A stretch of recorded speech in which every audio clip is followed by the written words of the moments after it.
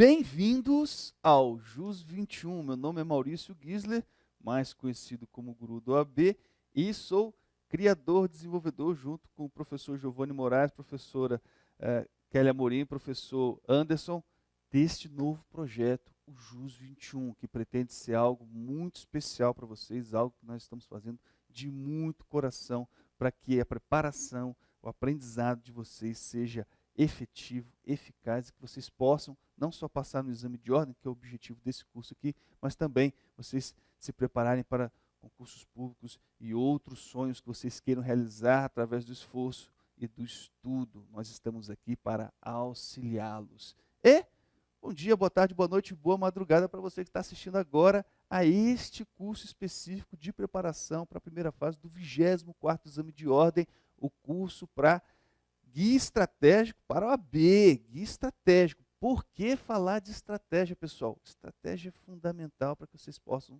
passar. Já venho falando de estratégia há 9 anos e alguns meses. Ano que vem o blog Exame de Ordem, inclusive, vai fazer 10 anos.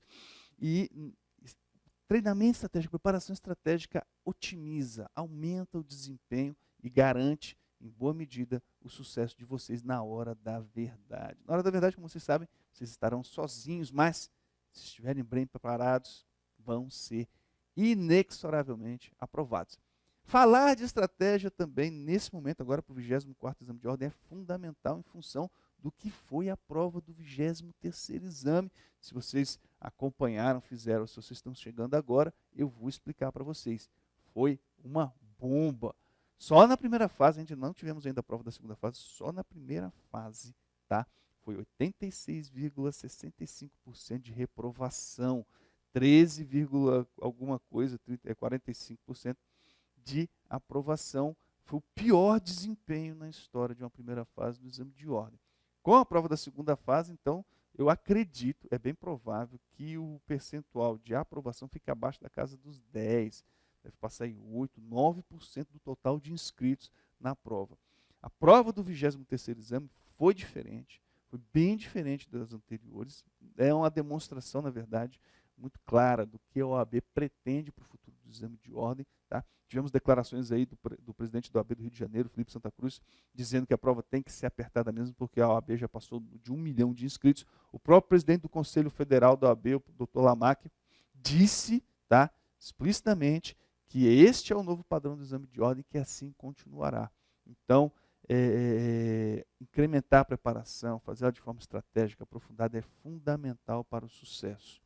Ok? As mudanças, tivemos uma mudança que é a mais significativa do meu ponto de vista.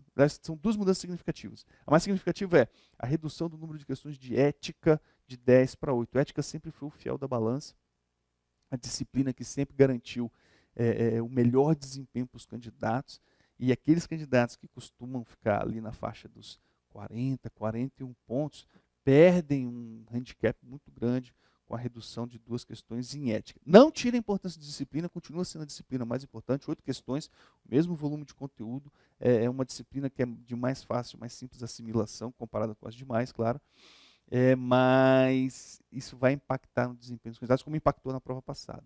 Tá?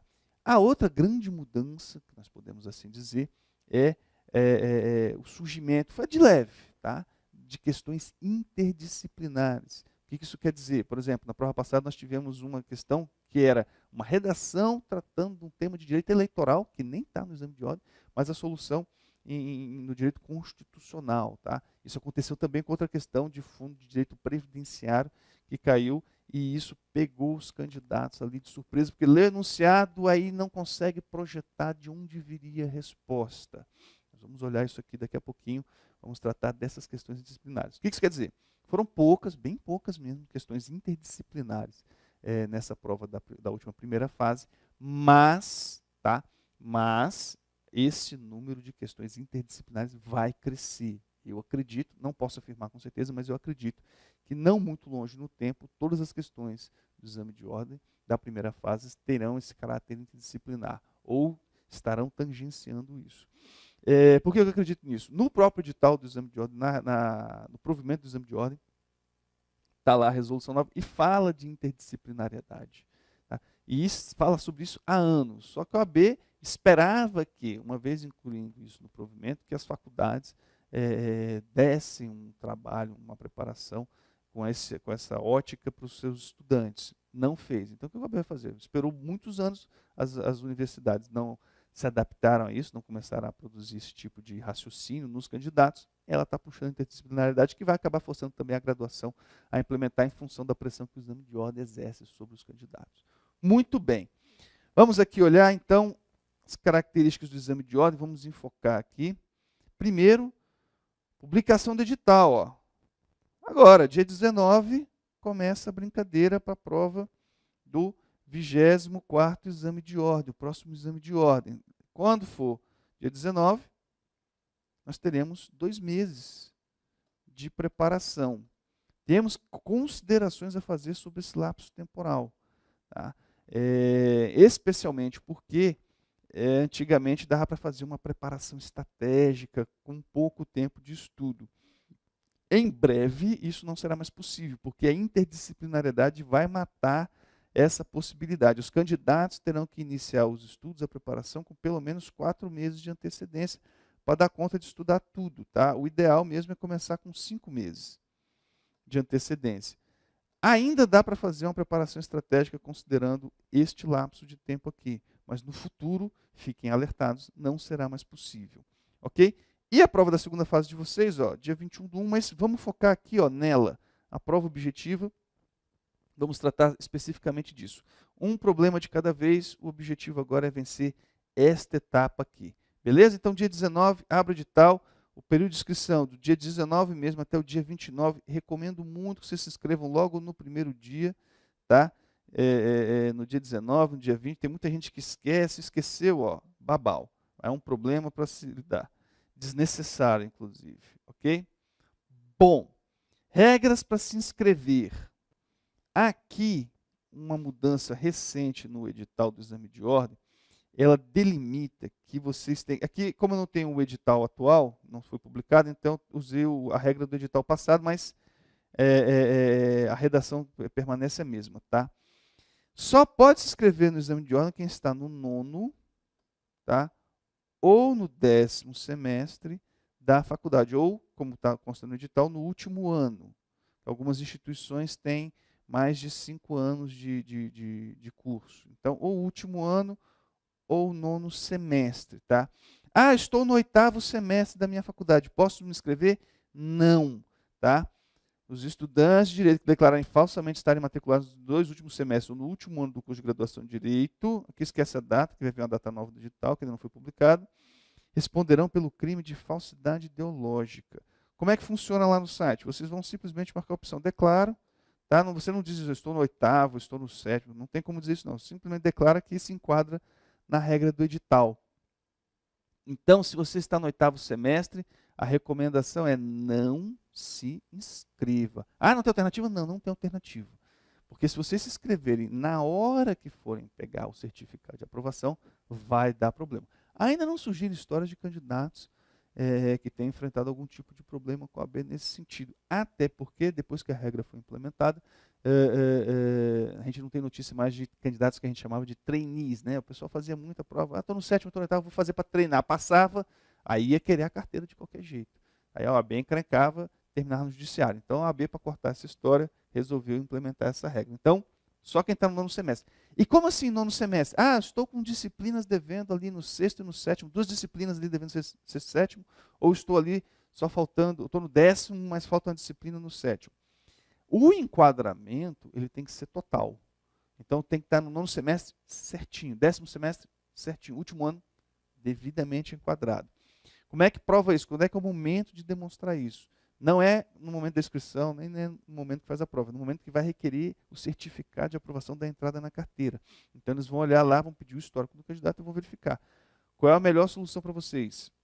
Peçam na secretaria do curso uma certidão dizendo que se encontra integralmente enquadrado no 9º semestre, se houver algum tipo de dúvida. Se não houver dúvida, se estiver matriculado corretinho, não precisa fazer nada. Se tiver alguma dúvida, vai na secretaria, pede uma certidão, porque você se respalda e mostra lá para estava na data tal, estava devidamente enquadrado no semestre correto. Tranquilo quanto a isso? Vamos seguir. Bom, Na prova passada também surgiu uma grande celeuma mesmo, porque o edital não seria transparente e não explicitaria o conteúdo programático. Tá? O conteúdo programático do exame de ordem, na verdade, está na resolução número 9, tá? Do Conselho Nacional de Educação, o CNE. Essa resolução, ela diz quais são as disciplinas profissionalizantes, vou mostrar para você já já, tá? Do eixo profissionalizante, e mais, direitos humanos, Código do Consumidor, Estatuto da Criança e do Adolescente, Direito Ambiental, Direito Internacional, Filosofia do Direito, Estatuto da Advocacia, da OAB, Regulamento Geral, Código de Ética e Disciplina. Tá? As disciplinas profissionalizantes do chamado eixo de formação profissional são essa aqui, ó, constitucional, administrativo, tributário, penal, tá? Os respectivos processos, direito civil, empresarial, trabalho internacional, direito processual, que aqui envolve tanto o processual civil, penal, como do trabalho. Tá? Isso aqui, em foco dogmático, também é uma essência do exame de ordem. Tá? A maioria das respostas que vocês encontram nas perguntas está na letra da lei. Volta para mim. Essa resolução vai mudar. Tá uma guerra danada entre o AB e o próprio Conselho Nacional de Educação e o MEC, porque o Conselho Nacional de Educação está preparando um novo provimento e quer flexibilizar muito o curso de Direito. É uma questão problemática, porque não vou me aprofundar aqui, porque é um assunto muito extenso, mas resumindo, no futuro, se a resolução do jeito que for feita for aprovada, não vai ser difícil uma pessoa se formar em Direito em 3 anos. Tá? E se vier também, por outro lado, o ensino à distância no Direito 100% EAD, então menos tempo ainda. Ah, mas isso é loucura. A nova redação permite isso. Então, e também tem uma história, que é bem forte, inclusive, que tanto o CNE como o AB quer, que é a inclusão do direito eleitoral e o direito previdenciário na primeira fase do exame de ordem, e talvez, quiçá, venha mais para frente para a segunda fase. Não é nosso problema agora, isso não vai acontecer no próximo exame de ordem, assim como já antecipo para vocês também, quem está na dúvida ali, houve a mudança bem recente na CLT, a reforma da legislação trabalhista, não cai no 24º exame de ordem. Tá? Então, nessa próxima prova aqui que vocês vão fazer, não tem mudanças nesse sentido. A reforma trabalhista, ela só vai ser cobrada a partir do 25º exame de ordem. Por quê? Porque nós ainda estamos no período da vacatio legis.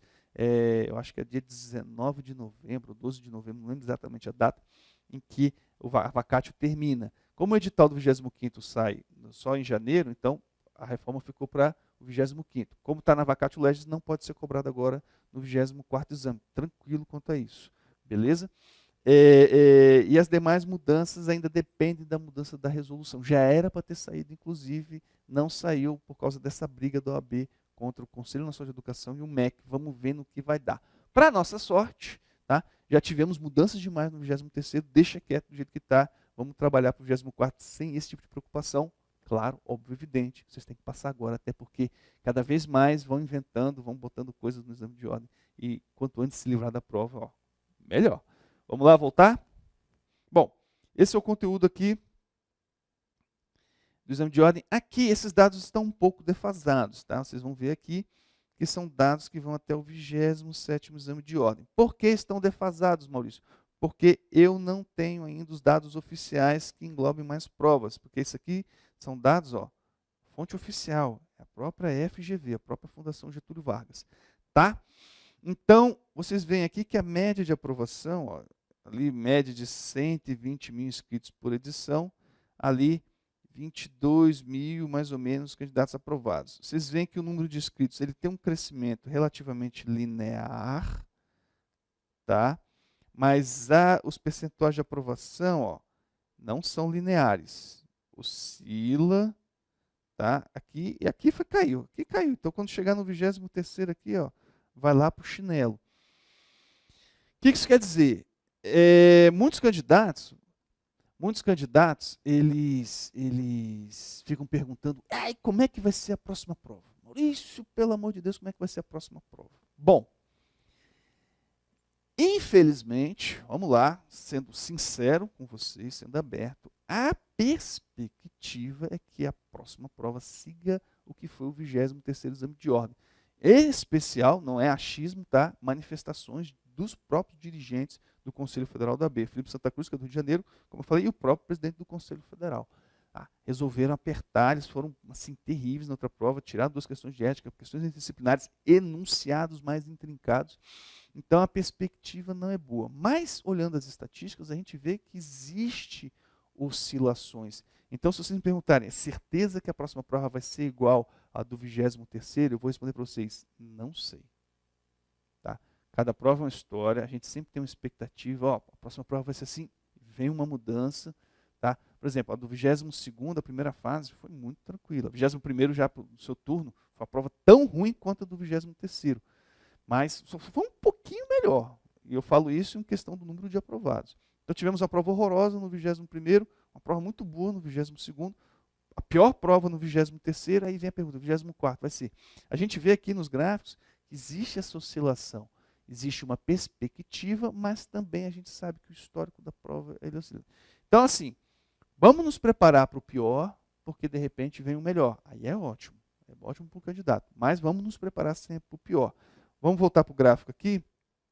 Então, nós estamos vendo que existem oscilações de desempenho no exame de ordem. E isso segue também nas outras edições, tá? Não se iludam, não. Tem umas que aprovam mais, outras que aprovam menos.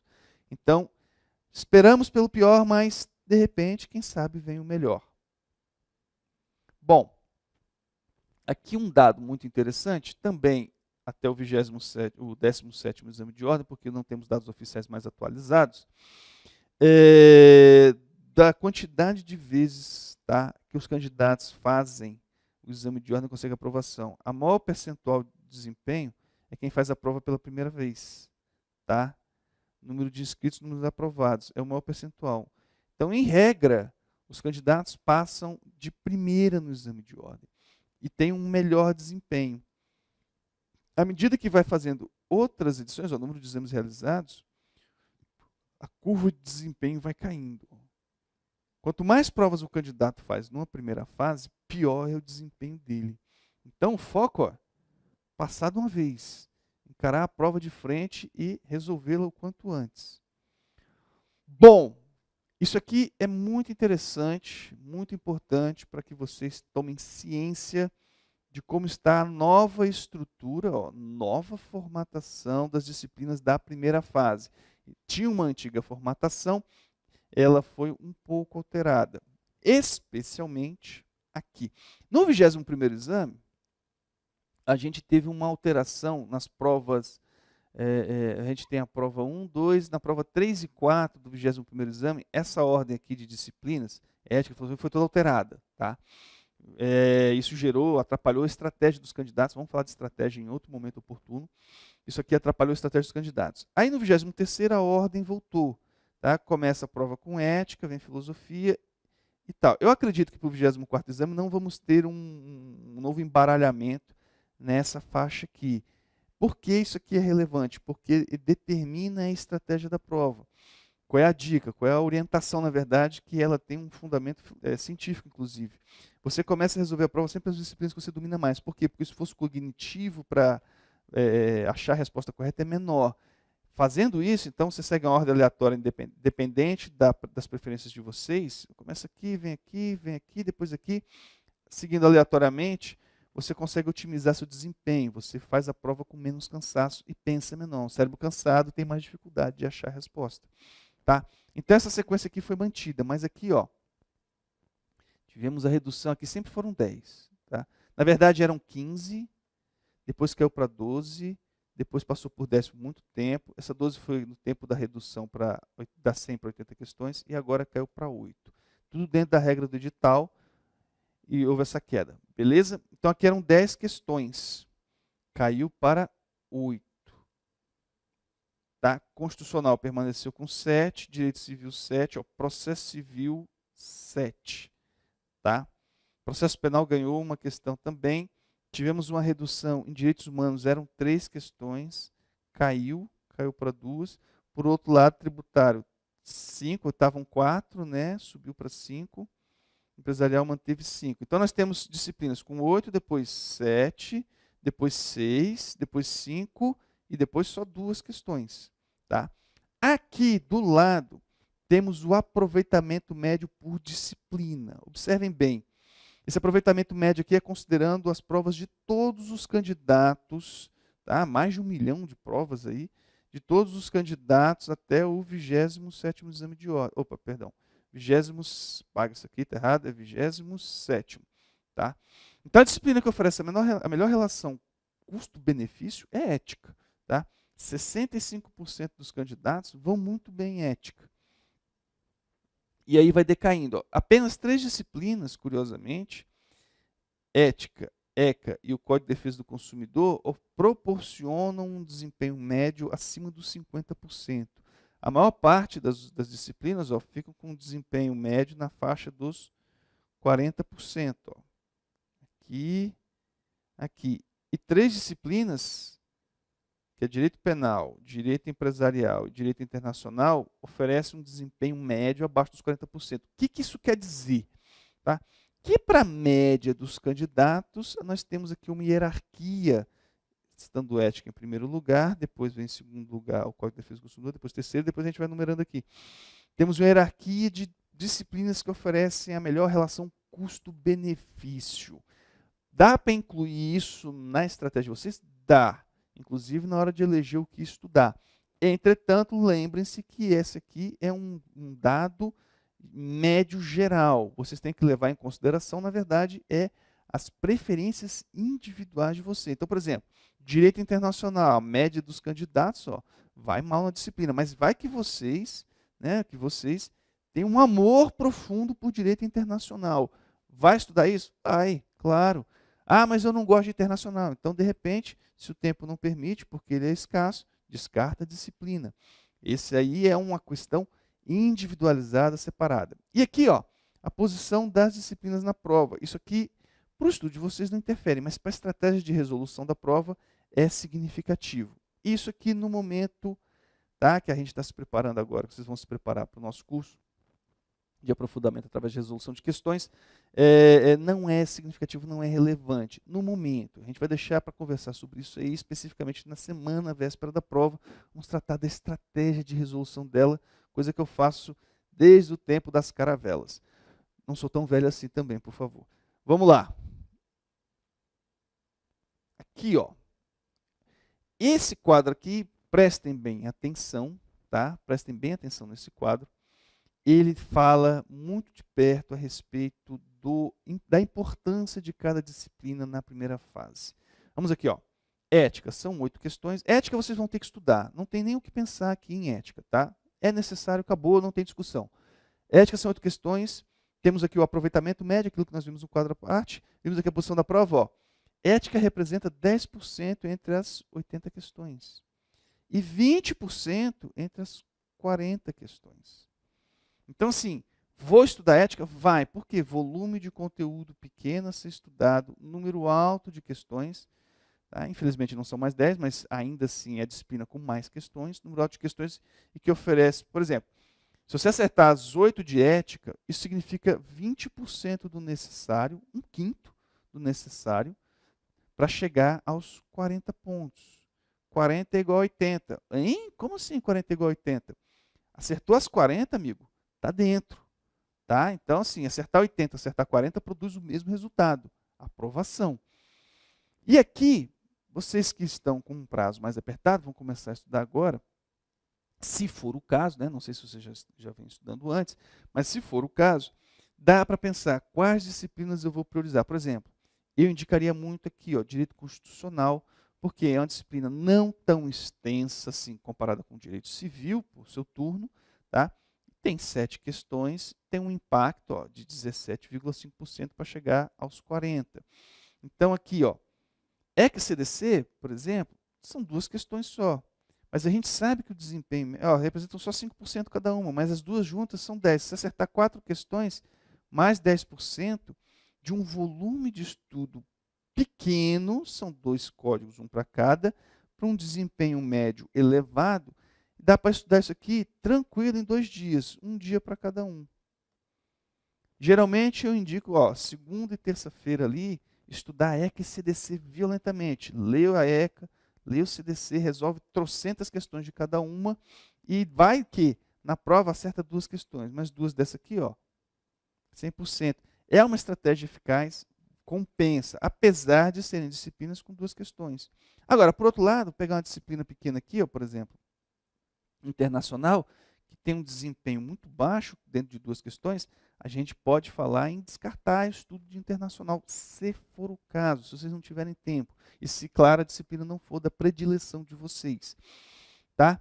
Então aqui, por exemplo, direito administrativo também é uma disciplina muito interessante para você estudar, oferece um custo-benefício muito, muito bom. Agora, nós temos direito civil e nós temos direito processual civil. Faltando pouco tempo para estudar, estrategicamente falando, de repente é bom abrir mão ou não estudar tudo. A gente vai ver aqui que também não precisa descartar 100%, a gente pode focar só nos pontos mais importantes. Não precisa descartar tudo. Não precisa estudar tudo. Por quê? Porque o volume de conteúdo, tá, tanto em processo civil como em direito civil, vocês sabem muito bem, é gigantesco. O direito civil, então, é um pequeno monstro de tanto que tem para estudar.